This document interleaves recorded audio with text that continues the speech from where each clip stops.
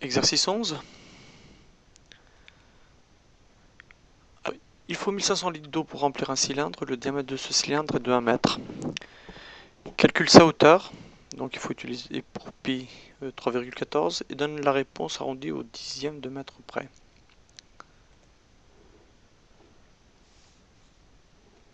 Donc si je dessine le cylindre, donc je dessine le cylindre ici. Donc on a un cylindre.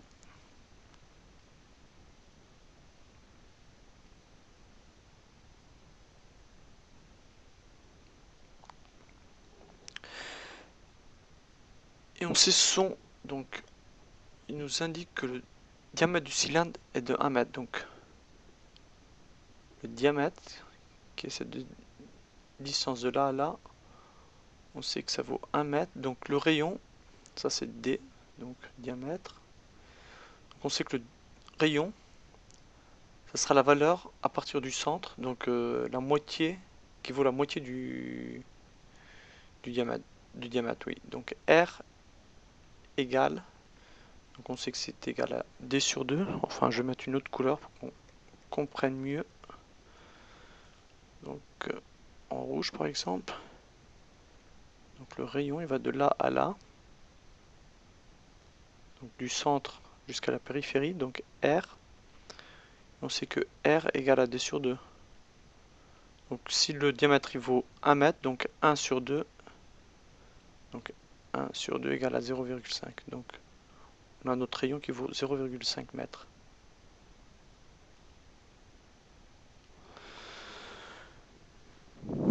On sait aussi que le volume, donc le volume, donc ils disent au début il faut 1500 litres d'eau pour remplir le cylindre. Donc 1500 litres d'eau pour remplir ce cylindre là. Donc on sait que c'est un volume, donc on sait que le volume vaut 1500 litres. Donc on va passer ça en mètres cubes pour travailler toujours en mètres. Donc si ici on travaille en mètres, on va passer les 1500 litres en mètres cubes. Donc on sait que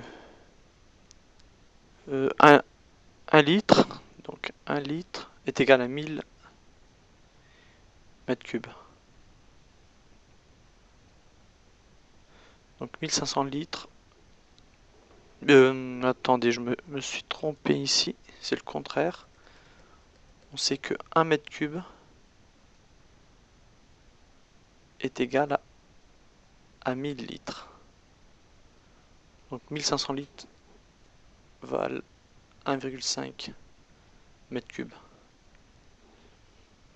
Voilà le volume. Mais on sait aussi la formule du volume. Donc la formule du volume, si je l'écris ici, c'est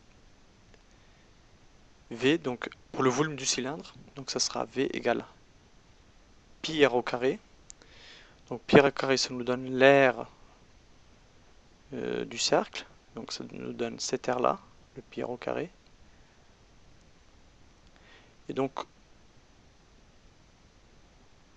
fois la hauteur pour avoir le volume. Donc l'air du cercle fois la hauteur du cylindre. Donc, et comme ça on a le volume, donc fois la hauteur. Donc si je remplace tout ce que je sais dans cette équation, donc je sais que le volume vaut 1,5. Donc 1,5. Selon l'énoncé, je sais que pi vaut 3,14. Donc ça, il nous l'indique dans l'énoncé. Le rayon, on l'a ici.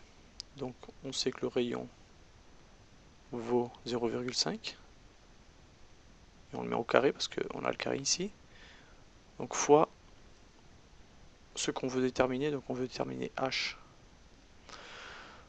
Donc si je réécris donc l'expression, donc 1,5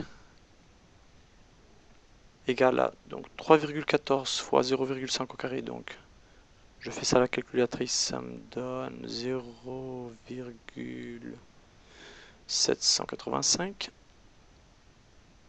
et fois h.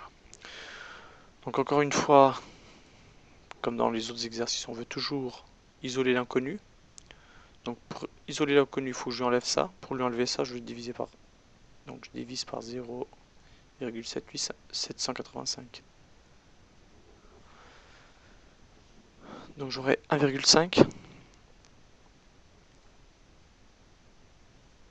divisé par 0,785. Donc c'est ce qui est ici.